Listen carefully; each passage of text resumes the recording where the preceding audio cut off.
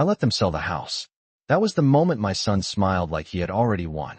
The lawyer hadn't started reading yet, and already my daughter-in-law Laura was whispering about paint colors for the new place they planned to buy with the money. But what they didn't know was that the most important sentence in that entire contract hadn't been read yet. I'm Margaret Collins. I'm 72 years old, and that house they were so eager to sell had been my home for 41 years. It sat on a quiet street outside Columbus, Ohio, with a wide maple tree in the front yard and a porch swing my husband Thomas built the summer our son Daniel turned 10. I remember the day we moved in. The place smelled like fresh lumber and new carpet. Thomas carried Daniel through the front door on his shoulders like it was some kind of victory parade. For decades that house held everything that mattered to me. Birthdays, Thanksgiving dinners, scraped knees, college graduations, and the quiet Sunday mornings when Thomas would read the newspaper while I watered the garden. After Thomas passed away 2 years ago, the house became quieter, but it never felt empty to me. I knew every creak in the hallway, every spot where the hardwood floor dipped slightly near the kitchen door. It was still home. But about 3 weeks after the funeral, Daniel and Laura started talking about the house differently. At first it was gentle suggestions.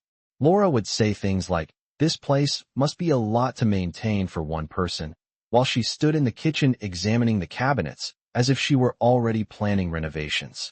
Daniel started mentioning property taxes and repair costs. He said the roof might need replacing in a few years, and the furnace was probably getting old. None of those things were actually urgent problems, but the way they said it made it sound like the house was falling apart around me. One evening they came over for dinner, and I noticed something strange. Daniel kept glancing at Laura before he spoke, almost like he was waiting for permission. Finally he cleared his throat and said, "Mom, Laura and I have been thinking. Maybe it's time to sell the house and move you somewhere easier to manage." Somewhere easier to manage. That was the phrase they used. Laura quickly added that there were some very nice retirement communities nearby, places with walking paths and social activities. She described them the way someone might describe a vacation resort. I just listened. I didn't argue. I didn't get upset. Instead, I poured Daniel another cup of coffee and asked what made them think selling the house was the right idea. Laura answered before Daniel could speak. She said the housing market was strong and the property could sell for more than $400,000. That number seemed to brighten the room in a way nothing else had that evening. Over the next few days, the suggestions turned into plans. Laura talked about real estate agents she knew. Daniel started measuring rooms when he thought I wasn't paying attention. One afternoon, I came downstairs and found them standing in the living room, discussing how quickly they could list the property. They were already planning a future that didn't include me living there. That was the moment I realized something important. They weren't worried about my comfort. They were excited about the money. So instead of fighting them, I did something they didn't expect. I agreed. I told Daniel that maybe they were right. Maybe the house was too big for me now. Laura's eyes lit up immediately. Daniel looked relieved, like a difficult conversation had suddenly become easy. Within 2 days, Laura had scheduled a meeting with a realtor. Within a week, the house was listed. They moved through the process with impressive efficiency, talking about offers, closing dates, and profit margins. I stayed quiet. I let them believe everything was going exactly the way they wanted. A month later, we sat in a polished conference room at Whitman Legal Services downtown. The building smelled faintly of coffee and printer paper, the way most offices do. Our attorney, Robert Whitman, arranged the documents neatly in front of him while Daniel leaned back in his chair, looking unusually relaxed. Laura kept checking her phone, probably browsing listings for the new house they planned to buy. Mr. Whitman began reading the agreement slowly, explaining each section the way careful lawyers do. Most of it sounded routine. Sale price, transfer of ownership, closing procedures. Daniel nodded along as if he understood every word. Laura smiled at least 3 times during the reading, especially when the number $420,000 was mentioned. I folded my hands in my lap and watched them. Outside the conference room window, the late afternoon sun was reflecting off the glass buildings across the street. Everything felt very calm. Mr. Whitman turned a page. "Now we come to the final provision connected to the Collins family trust," he said. Daniel's smile faded slightly at the word trust, but he didn't interrupt. Laura glanced at him, confused. The lawyer adjusted his glasses and continued reading. That was the moment the room began to change, though no one realized it yet. The sentence he was about to read had been written 10 years earlier by my husband Thomas, long before anyone imagined this meeting would ever happen. And when Robert Whitman finished reading it, no one in that room was smiling anymore. 10 years earlier, my husband Thomas had called me into the study on a quiet Sunday afternoon. The window was open and I could hear the wind moving through the maple tree in the front yard. He was sitting at his desk with a stack of papers in front of him and that thoughtful expression he always had when he was working through something important. Thomas had been an engineer for most of his life, and even in retirement he approached problems the same way he approached building a bridge or designing a system. Carefully, methodically, with patience. He told me he had met with Robert Whitman earlier that week to review our estate planning. At the time I did not think much of it, because people our age eventually start having those conversations. We had been married for 42 years, and we had built everything together step by step. The house, our savings, the quiet life we were proud of. Thomas looked at me across the desk and said something that stayed in my mind long after that afternoon was over. He said, "Margaret, sometimes people do not show their true character until money becomes part of the conversation." I laughed softly at the time because Daniel had always been a good son while he was growing up. He worked hard in school. He helped his father fix the fence in the backyard. He called every Sunday when he moved away for his first job in Chicago. But things had started to change after he married Laura. She was not rude. She was not openly unkind. In fact, she was often perfectly polite in a way that felt practiced. But there was always something calculating in the way she looked at things. When she visited the house, she never noticed the garden or the family photographs on the wall. Instead, she noticed the size of the living room, the hardwood floors, the square footage. I remember once hearing her say that houses in our neighborhood were selling for nearly $400,000. At the time, she said it casually, as if it were an interesting statistic. Thomas had heard it too. That afternoon in the study, he slid a document across the desk toward me. He explained that he had created something called the Collins Family Trust. I did not understand all of the legal language, but he simplified it the way engineers always do when they explain complicated systems. He told me that the house and several of our financial accounts would belong to the trust rather than directly to any individual person. The trust would protect the assets and ensure they were used responsibly. Most importantly, he said that I would be the sole trustee. That meant I would control every decision connected to the trust, including when money could be withdrawn and who could receive it. I asked him why he thought we needed something so formal when Daniel was our only child. Thomas leaned back in his chair and folded his hands. He said that he trusted Daniel, but he did not fully understand Laura yet. He told me that protecting the house was not about assuming the worst. It was about making sure that if difficult situations ever appeared in the future, I would never be forced into a corner financially. I remember telling him that he was worrying too much. Thomas smiled gently the way he often did when he knew something I did not yet see. He said, "Margaret, this house is more than a building. It is 40 years of your life. If there ever comes a day when someone tries to rush you into selling it, you need to have the final say." I signed the documents that afternoon while sunlight moved slowly across the wooden floor of the study. Afterward, we went outside and sat on the porch swing while the evening cooled down. Daniel called that night to talk about work, and Thomas never mentioned the trust to him. Life continued the way it always had for many years after that. Holidays came and went. The maple tree grew taller. The house held our memories quietly without demanding attention. Then Thomas passed away 2 winters ago after a sudden illness that none of us had expected. The house felt different without him, but it still felt steady. The creaking floorboards were the same. The kitchen still smelled like coffee every morning. I continued to live there peacefully for almost 2 years. During that time, Daniel and Laura visited occasionally, but the tone of those visits slowly changed. Laura began asking questions that seemed harmless at first. She asked whether the furnace was expensive to maintain. She asked how much the property taxes were each year. Once she asked whether I ever thought about downsizing to something more modern.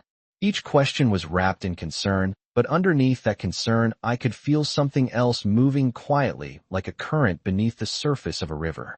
Daniel changed too, although it happened gradually. The Sunday phone calls became less frequent. When he visited, he spent more time discussing financial topics than family stories.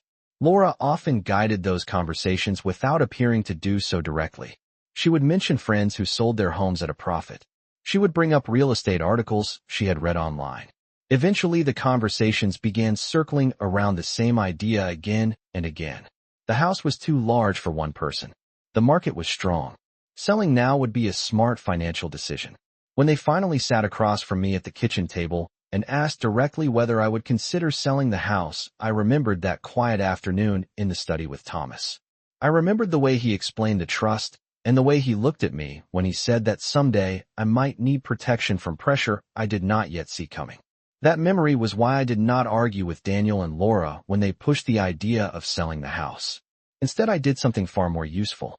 I let them believe the idea had been theirs all along. By the time we sat in Robert Whitman's office a month later, the entire plan looked simple from Daniel and Laura's perspective. The house had sold quickly for $420,000. The paperwork was ready to finalize the transfer. Daniel believed the money would soon move into accounts he could help manage. Laura was already browsing photographs of larger homes in newer neighborhoods. They believed the story was nearly over.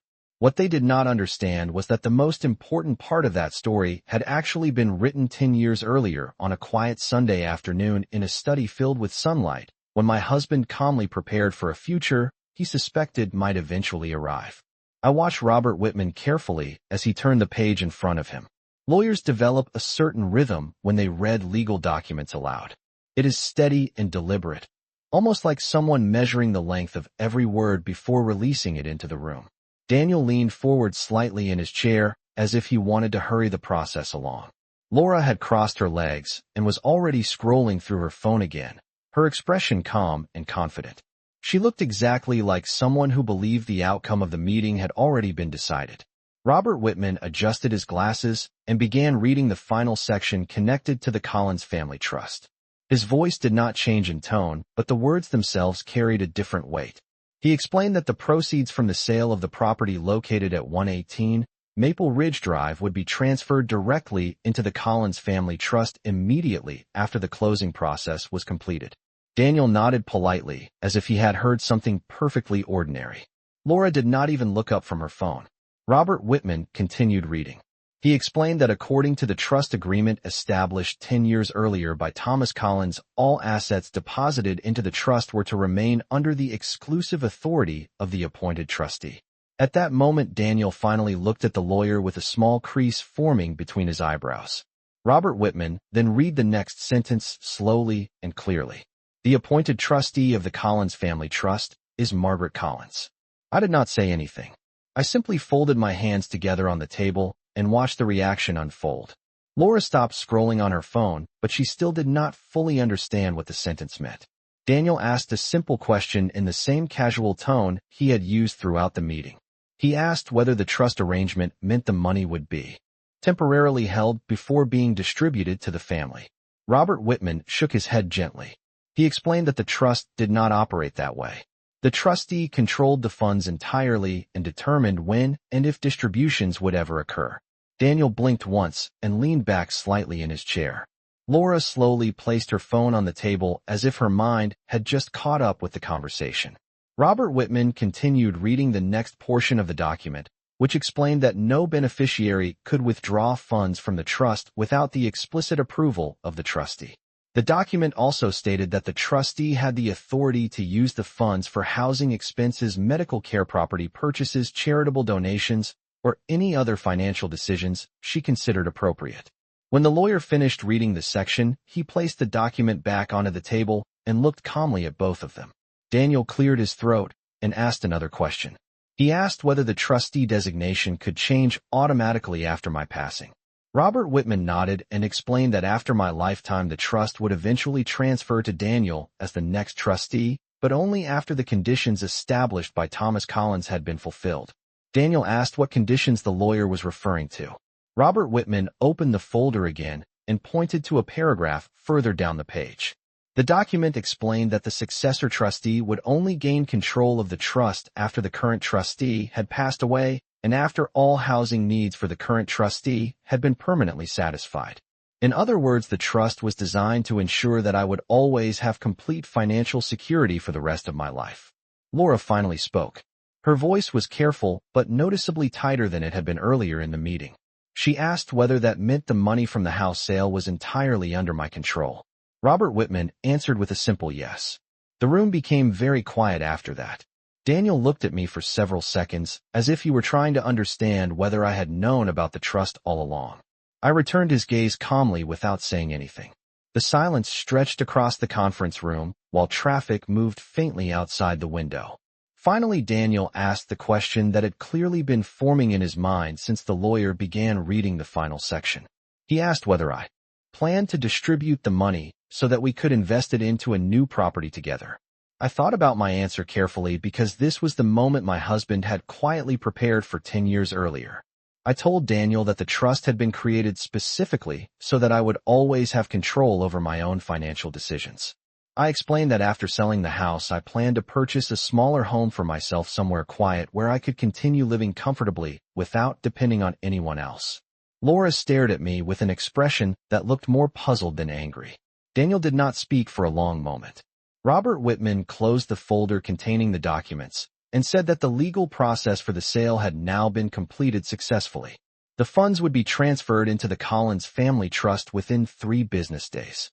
Daniel slowly nodded, but his earlier confidence had disappeared.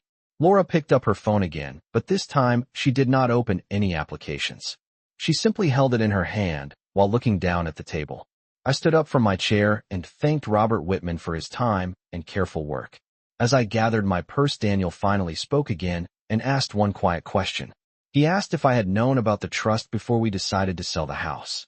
I looked at him and remembered the afternoon sunlight in Thomas's study 10 years earlier, when he had explained everything with the calm patience that defined the way he solved problems. I told Daniel that his father had always believed in planning ahead. Then I walked toward the door of the conference room, feeling something I had not felt since the day Thomas passed away. It was the quiet confidence that comes from knowing that the home we built together had protected me even after it was gone. I stepped out of Whitman Legal Services into the late afternoon light and paused on the sidewalk for a moment. The city sounded different after that meeting, although the traffic and the distant hum of engines had not changed at all. Daniel and Laura walked out behind me a few seconds later, but neither of them spoke immediately. Daniel looked like a man trying to recalculate a plan that had suddenly lost one of its most important pieces. Laura stood beside him with her arms folded, staring across the street as if she were replaying every sentence the lawyer had read and searching for a loophole that did not exist. I did not hurry them, and I did not offer an explanation.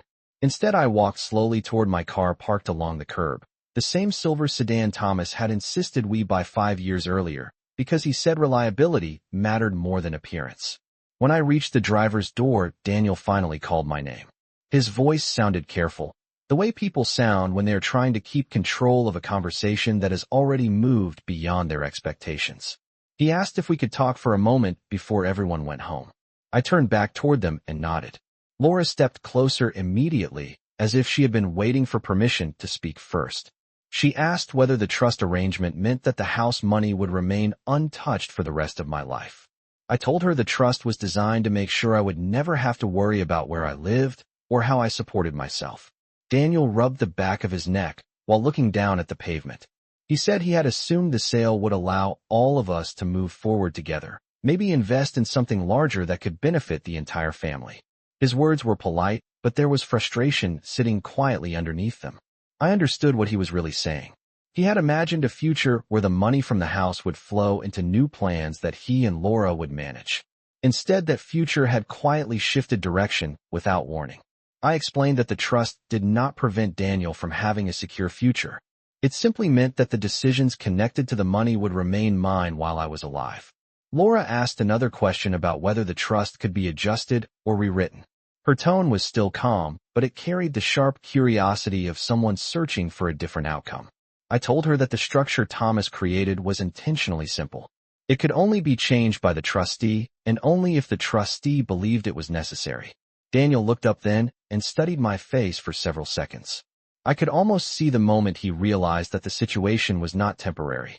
The conversation drifted into silence again while a delivery truck rolled past us slowly. Eventually, Daniel said he hoped I understood that he had only been trying to help. I told him that I believed he meant well, but sometimes help arrives wrapped inside expectations that people do not fully recognize. That answer seemed to settle the conversation in a way that neither of them could argue with. Laura glanced at Daniel once more before opening the passenger door of their car. They both said goodbye in the polite tone people use when they are not sure how much emotion they should reveal.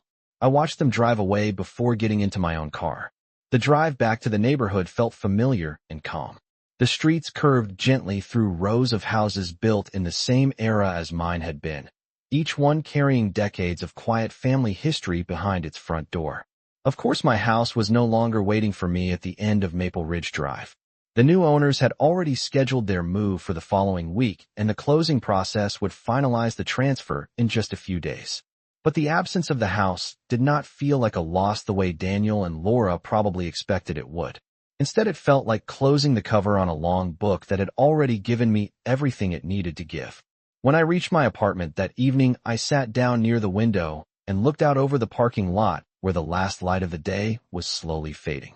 It was a modest place compared to the house Thomas and I had shared, but it was comfortable and quiet. A small two-bedroom unit with a balcony that faced west, so I could watch the sunset whenever the weather allowed it. The trust funds would arrive in a few days, and I would begin searching for a smaller house somewhere outside the city where the pace of life moved a little slower. Maybe a place with a porch again and enough yard space for a small garden. Thomas always said that houses should grow along with the seasons of a person's life. The house we built together had been perfect for raising a child and filling rooms with noise and celebration. The next house would be simpler and quieter, but that did not make it any less meaningful. As the evening settled in, I made a cup of tea and sat at the kitchen table thinking about the way Thomas had looked at me 10 years earlier when he explained the trust. He had not created it because he expected conflict. He created it because he understood something about human nature that I had only begun to understand myself recently. When money enters a conversation, it changes the direction of that conversation in ways people often do not notice at first. What mattered most was that he trusted me to carry the responsibility he had placed in my hands. That trust felt heavier than any legal document, but it also felt steady. A few days later, the funds from the house sale appeared inside the Collins family trust exactly as Robert Whitman had promised. I did not rush to spend any of it. Instead, I began visiting small towns about 30 miles outside Columbus, driving through neighborhoods where trees lined the streets and houses sat peacefully behind white fences and wide lawns. Each place I visited reminded me that the next chapter of my life did not need to be complicated to be meaningful. Meanwhile, Daniel called twice during that week to ask how I was doing. His voice sounded more thoughtful than it had in the months leading up to the sale. Laura spoke briefly during one of those calls and asked whether I had started looking for a new house yet. I told her I was taking my time and that careful decisions often produce the best results. After the call ended, I placed the phone on the table and looked out the window again at the evening sky slowly turning deep orange above the rooftops. For the first time in a long while, the future felt entirely my own to design. The following morning began quietly with sunlight slipping across the balcony floor of my apartment and the distant sound of lawn mowers starting somewhere in the neighborhood. Retirement communities always seem to wake up earlier than cities. I made coffee the same way Thomas and I had done for decades, measuring the grounds carefully and waiting for the familiar smell to fill the small kitchen. Some habits remain even when the places around them change. After breakfast, I sat down with a notebook and wrote a short list of towns I wanted to visit over the next few days. Places within 30 or 40 miles of Columbus where houses still had front porches and streets still felt calm in the evening. I was not searching for anything grand, just a place where the next chapter of my life could settle comfortably. Around mid-morning, my phone rang and Daniel's name appeared on the screen. I let it ring twice before answering because I wanted my voice to sound calm and unhurried. He asked how I was doing and whether I had found any houses yet. His tone was careful again, the same thoughtful tone he had used after the meeting with the lawyer. I told him I had started looking, but I was not rushing the decision. A house is not just a purchase. It is a place where years quietly accumulate. Daniel agreed with that, but then the conversation shifted slightly. He asked whether I had spoken with Robert Whitman again about the trust. I could hear the pause in his voice before he added that he had been reading about family trusts online and wanted to understand them better. I told him that Robert had already explained everything clearly during the meeting and that the arrangement was working exactly the way Thomas intended. Daniel was quiet for a moment, and then he asked whether the trust allowed investments that could grow the funds over time. I smiled slightly because the question revealed what he was really thinking. I explained that the trust already included several long-term investments that Thomas had organized years earlier with the help of financial advisors. The funds were stable and designed to support the trustees' needs without unnecessary risk.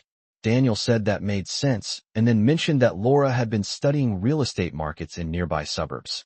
She believed property values were rising quickly and thought there might be opportunities if we moved carefully. I listened without interrupting. When he finished, I told him that thoughtful investments require patience and independence. The trust provided both of those things. Daniel did not argue with that statement, but the conversation slowed again, as if both of us were considering the same memory from the past. When Daniel was a boy, he once tried to rush through building a treehouse in our backyard. He wanted to finish it in a single weekend because his friends were excited to see it. Thomas stopped him halfway through the first day and explained that strong foundations take time. If you hurry the beginning, the whole structure becomes weak. I could almost hear Thomas repeating those words now. After we ended the call, I placed the phone on the table and looked out the window again. Clouds were moving slowly across the sky, and the breeze carried the smell of fresh-cut grass from somewhere nearby. Later that afternoon, I drove about 35 miles west to a small town called Brookfield that a real estate agent had recommended. The town had a quiet main street with a bakery, a hardware store, and a small public library built in the 1950s. I walked along the sidewalk for nearly half an hour, just observing the rhythm of the place. People greeted each other by name when they passed on the street. A couple sat outside the bakery sharing coffee while their dog slept at their feet. It felt peaceful in a way that reminded me of the early years when Thomas and I first moved into Maple Ridge Drive. On the edge of town, I visited a modest single-story house with a wide porch and pale blue shutters. The yard was not large, but it had enough space for a small vegetable garden and 2 young oak trees near the fence. The real estate agent explained that the house had been built about 20 years earlier and was well maintained by the previous owner, who had recently moved closer to her grandchildren. I walked slowly through the rooms while sunlight moved across the hardwood floors. The house felt simple and honest. No unnecessary space and no complicated design. Just a comfortable place where mornings could begin quietly and evenings could end with the sound of crickets outside the windows. I thanked the agent and told her I wanted to think about it for a few days before making any decisions. She nodded and said houses in Brookfield usually waited patiently for the right owners because the town valued calm living more than quick transactions. When I returned to my apartment that evening, there was a voicemail waiting from Laura. Her voice sounded polite, but noticeably more direct than Daniel's had been earlier. She said she hoped my house search was going well and mentioned again that she and Daniel were exploring neighborhoods closer to the city where new developments were appearing. She added that if I ever considered investing part of the trust into a shared property, it could create opportunities for everyone. I listened to the message once and then placed the phone back on the table without responding immediately. Laura had always believed that financial decisions worked best when several people moved together toward the same goal. Thomas believed something different. He believed that stability begins when one person accepts full responsibility for protecting what matters. As the evening grew darker outside the balcony window, I poured another cup of tea and opened the notebook where I had written the names of the towns I planned to visit. Brookfield was now at the top of the list. Not because it was perfect, but because it felt calm and sincere. The kind of place where decisions were made slowly and carefully rather than pushed forward by excitement or pressure. I closed the notebook and looked around the small apartment one more time. Everything inside it was temporary, but the sense of direction I felt was not. Thomas had once told me that the strongest plans are the ones built quietly long before anyone else realizes they exist. Sitting there in the quiet evening, I finally understood exactly what he meant. The next morning I returned to Brookfield just after 9 o'clock because I wanted to see the town again before the day became busy. Morning light has a way of revealing details that afternoon visits sometimes hide. The streets were quiet except for a few people walking their dogs and a delivery truck stopping outside the bakery on Main Street. I parked near the small park across from the library and walked slowly along the sidewalk, noticing how the trees cast long shadows across the grass. A place often tells its real story early in the morning before noise and traffic fill the air. As I passed the bakery, the owner stepped outside carrying a tray of fresh bread and nodded politely. There was nothing rushed about the way people moved in Brookfield. Everything seemed to unfold at a comfortable pace. After a few minutes I drove back, toward the pale blue house with the porch and the young oak trees near the fence. The real estate agent, a calm woman named Carol Jennings, was already waiting in the driveway when I arrived. She greeted me with the easy confidence of someone who had worked in small-town real estate for many years. We walked around the outside of the house, first while she pointed out small details about the property. The roof had been replaced 3 years earlier. The heating system had been updated recently, and the windows were energy efficient. As she spoke, I could imagine Thomas walking beside me asking careful questions about construction quality and long-term maintenance. Carol eventually unlocked the front door, and we stepped inside where the morning sun was falling gently across the living room floor. The house smelled faintly of wood polish and clean air. I moved slowly from room to room without speaking for several minutes. Sometimes silence reveals more about a place than conversation ever could. The kitchen window faced the backyard where a small patch of soil waited quietly for someone to plant tomatoes or herbs. The porch outside looked wide enough for 2 rocking chairs and a small table between them. I could almost picture myself sitting there on summer evenings listening to crickets while the sun disappeared behind the trees. Carol waited patiently while I looked around because experienced agents understand when a person is not just buying property, but imagining a life. Eventually she asked if the house felt right to me. I told her it felt peaceful, and that peace was becoming more valuable to me with each passing year. She smiled and said that many people who move to Brookfield are searching for exactly that. Before leaving the house, I stood once more in the living room and looked toward the front windows where sunlight was slowly warming the wooden floor. It felt like the beginning of something calm rather than the ending of something old. On the drive back to my apartment, my phone rang again. This time Laura's name appeared on the screen. I answered because avoiding conversations rarely improves them.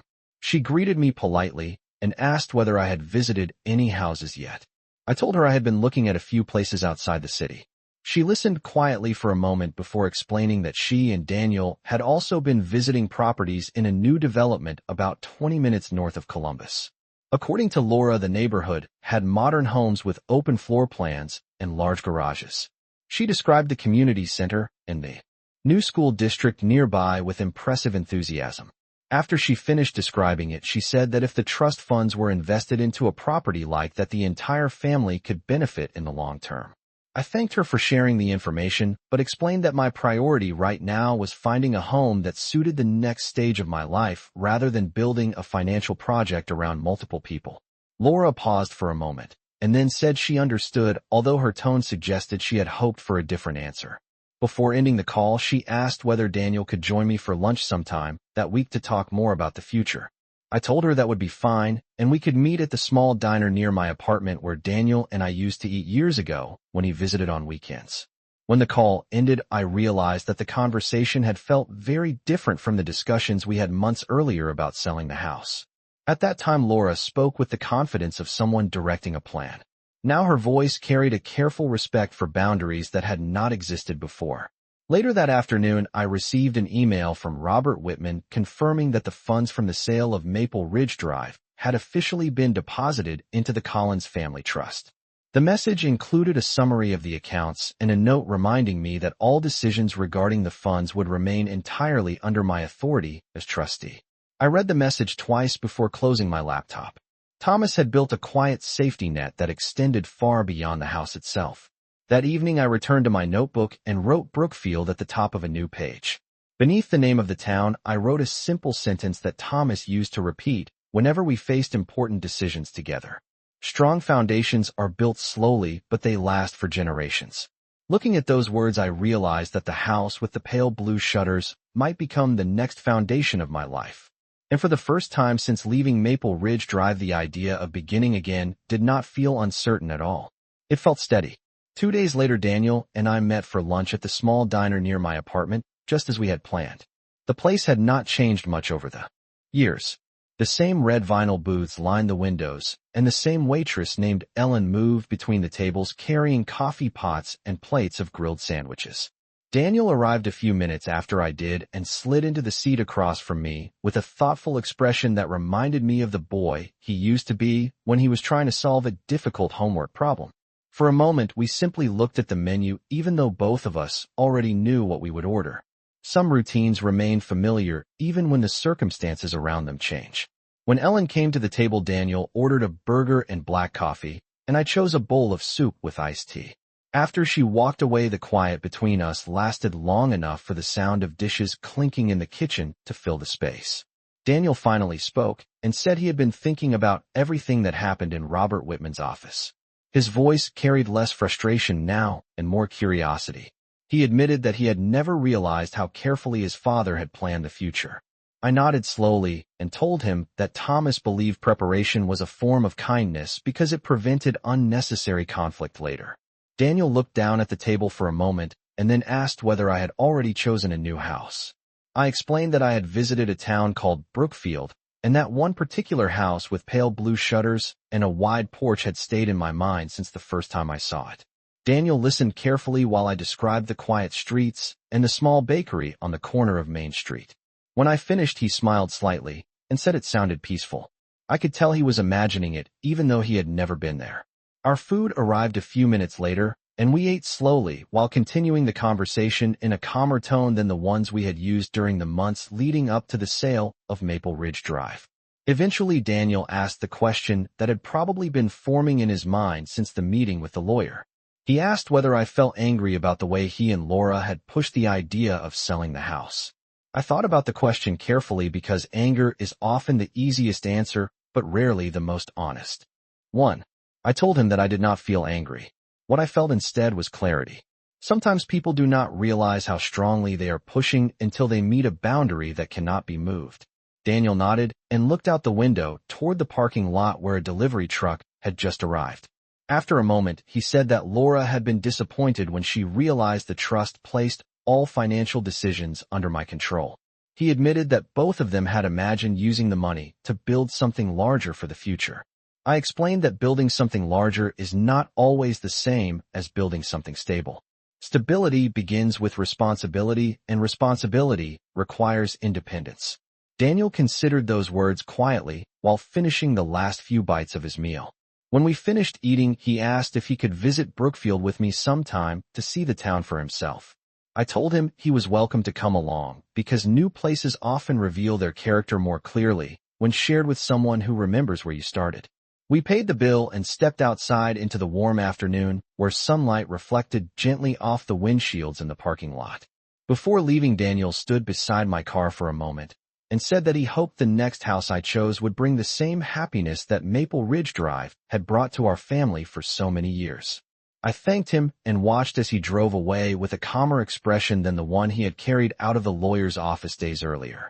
The following morning, I returned to Brookfield once again because I wanted to walk through the town with fresh eyes before making a final decision.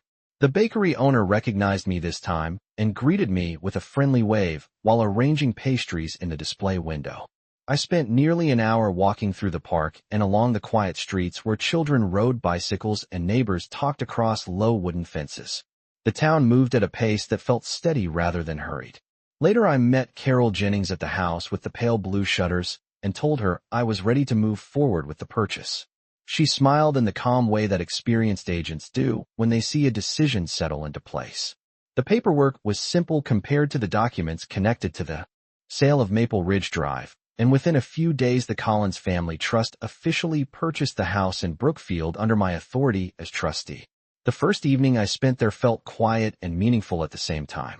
I placed 2 wooden rocking chairs on the porch and sat for a while watching the sky turn orange as the sun disappeared behind the trees. The air carried the gentle sound of crickets and the distant laughter of children playing somewhere down the street.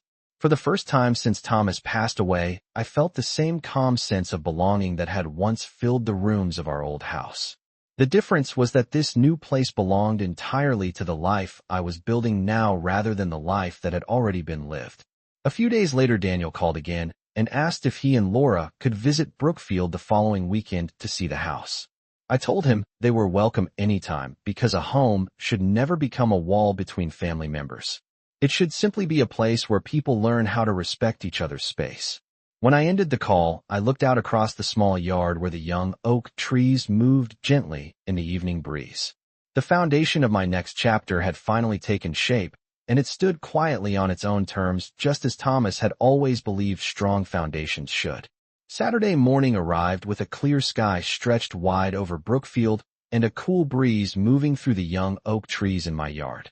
I had already been awake for nearly an hour when Daniel's car turned slowly onto the street and pulled into the driveway beside the porch. Laura stepped out of the passenger seat a moment later, looking around the neighborhood with the careful attention of someone measuring a place against expectations she had carried in her mind. I walked down the porch steps to greet them, and Daniel smiled in the relaxed way he used to when he visited home during college breaks many years ago. Laura returned the greeting politely, and for a moment the three of us simply stood there in the quiet morning light while birds moved between the branches above us.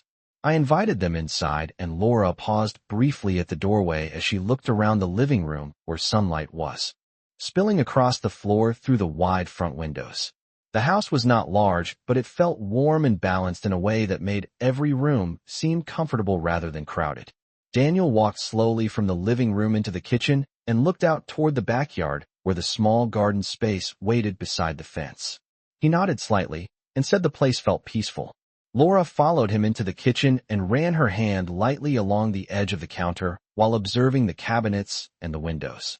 I could tell she was still evaluating the house the same way she once evaluated Maple Ridge Drive, but this time her expression carried more curiosity than calculation. After a few minutes, we stepped outside onto the porch where I had placed the two wooden rocking chairs and a small round table between them. The breeze carried the smell of fresh bread drifting from the bakery down the street and the quiet sound of someone mowing a lawn several houses away. Daniel sat in one of the rocking chairs and leaned back comfortably, while Laura remained standing near the porch railing looking down the street, where a pair of children were riding bicycles along the sidewalk. Eventually she turned toward me and said the town seemed calmer than she expected. I told her that calm places often reveal themselves slowly to people who are willing to look beyond busy streets and new buildings. Daniel asked how long the purchase process had taken, and I explained that the Collins Family Trust had completed the transaction smoothly with the help of Carol Jennings and Robert Whitman. The funds from the sale of Maple Ridge Drive had been used exactly as Thomas intended, creating a home that belonged entirely to the next chapter of my life. Laura listened quietly and then asked whether the trust still contained the remaining funds after the house purchase. Her question was direct, but not confrontational. I told her the trust still held the majority of the proceeds along with the investments Thomas had established years earlier. The purpose of the trust had never been to create complicated plans or shared projects. It existed to provide stability and independence.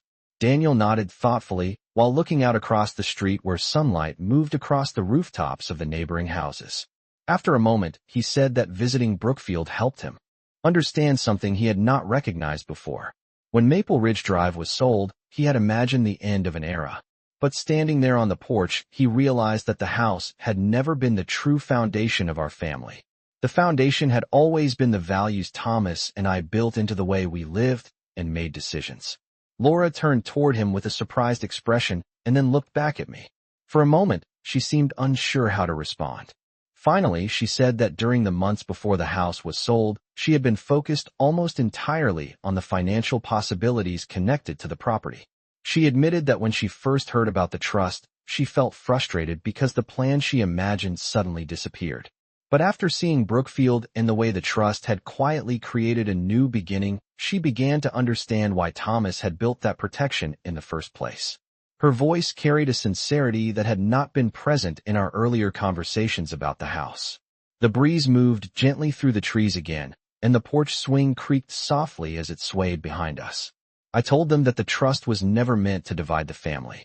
It was meant to remove pressure so that our relationships could exist without financial expectations shaping every decision. Daniel looked at Laura and then back at me before saying he hoped the future would feel less complicated now that everyone understood the purpose behind Thomas's planning. We spent the rest of the afternoon walking through Brookfield together. I showed them the bakery on Main Street, the small park near the library, and the quiet streets where neighbors greeted each other by name. Laura asked questions about the history of the town and the people who lived there, and by the time we returned to the porch the sun was beginning to lower behind the trees at the edge of the neighborhood. Daniel stood beside the oak tree near the fence and said that his father would probably have liked this place very much. I smiled because I believed the same thing. As evening settled across Brookfield, Daniel and Laura prepared to leave, but the atmosphere between us felt different from the one that existed during the months before the sale of Maple Ridge Drive. The tension that once surrounded conversations about money had softened into something quieter and more respectful. Before getting into the car, Laura turned back toward the porch and said that sometimes the most valuable inheritance a family receives is not money or property, but the wisdom someone leaves behind to guide future choices. I watched their car disappear down the street while the sky turned orange above the rooftops. Standing there on the porch, I realized that Thomas's quiet planning had accomplished something far more meaningful than protecting a house. It had given our family the chance to rediscover what truly held us together. Sunday evening settled gently over Brookfield after Daniel and Laura drove away, and the quiet street slowly returned to its usual rhythm. The sky above the houses glowed with a deep orange light that faded gradually into soft blue as the sun slipped below the line of trees at the far end of the neighborhood. I remained on the porch for a while, sitting in one of the rocking chairs and listening to the steady sounds of evening settling across the town. A dog barked somewhere in the distance, and the smell of fresh bread from the bakery drifted lightly through the air again. Moments like that always remind me how quickly life can move from tension into calm when people finally understand the purpose behind difficult decisions. Earlier that afternoon, I had watched Daniel walk through the small house with the same thoughtful curiosity he once showed when he was a boy exploring every corner of Maple Ridge Drive after we first moved there. Laura had looked at the garden space and the oak trees with a quieter expression than the one she carried during those early months when selling the old house seemed like the most important opportunity in the world. Something had shifted inside both of them, although changes like that rarely happen in loud, dramatic ways. They happen quietly, through conversations and moments that reveal the difference between ambition and stability. As the sky grew darker, I stood up from the porch chair and walked slowly across the yard to the fence where the young oak trees were planted. Their branches moved gently in the evening breeze, and for a moment I imagined Thomas standing beside me the way he often did in our old backyard after finishing a long day of work. He always believed that a house was more than wood and bricks. It was a place where decisions shaped the character of the people living inside it. The trust he created had protected more than our finances. It had protected the balance within our family. A few days passed quietly after that visit. Brookfield continued to reveal its calm routines as I settled into the rhythm of the town. Each morning, I walked to the bakery for coffee and spoke briefly with the owner, who had begun to remember my name. In the afternoons, I worked in the small garden area preparing the soil for tomatoes and herbs that would grow during the summer months. Simple routines like those create a sense of belonging faster than any legal document ever could. On Wednesday afternoon, Daniel called again. His voice sounded relaxed in a way that reminded me of the years before financial conversations had complicated our relationship. He said he had been thinking about our visit to Brookfield, and that seeing the house helped him understand something important about the trust his father created. Daniel explained that during the months leading up to the sale of Maple Ridge Drive, he believed the best way to move forward was by expanding everything. Larger plans, larger investments, larger houses. But standing on the porch of the new house made him realize that stability often comes from the opposite direction. It comes from knowing when enough is already enough. I told him that his father had understood that lesson many years earlier and built the trust around that idea. Daniel laughed softly and said he wished he had listened more closely when Thomas used to talk about patience and planning. Laura joined the call briefly and said she had also been thinking about Brookfield and the quiet way the town moved through each day. She admitted that when she first heard about the trust, she believed it was preventing opportunities from happening. But now she realized it had created space for better decisions to grow without pressure. Hearing those words brought a quiet sense of closure to a chapter that had felt uncertain for many months. After we finished speaking, I placed the phone on the kitchen table and looked out the window toward the porch where the evening sunlight had begun to return again. The trust funds remained secure inside the Collins family trust exactly as Thomas designed them to be.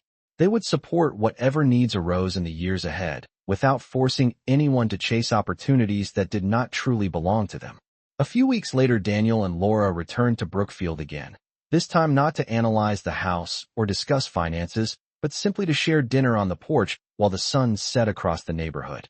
Daniel brought a small wooden sign he had carved himself with the words Maple Ridge Memories etched carefully into the surface. He said he thought it might look nice near the garden as a quiet reminder of where our family story began. I placed the sign beside the oak trees later that evening and watched the last light of day settle across the yard. Standing there, I understood that the house on Maple Ridge Drive had never truly been lost. Its purpose had simply changed form. The memories built inside those walls now existed in the decisions we carried forward and in the values Thomas protected through the trust he created long before anyone realized why it might be needed. As night settled over Brookfield, the porch light glowed softly against the wooden railing, and the quiet town returned to its peaceful rhythm once again. I sat in the rocking chair for a while longer, listening to the crickets begin their steady song in the darkness. The house felt steady beneath the evening sky, and the future no longer felt uncertain. It felt carefully built on the same strong foundation Thomas believed every good life should rest upon.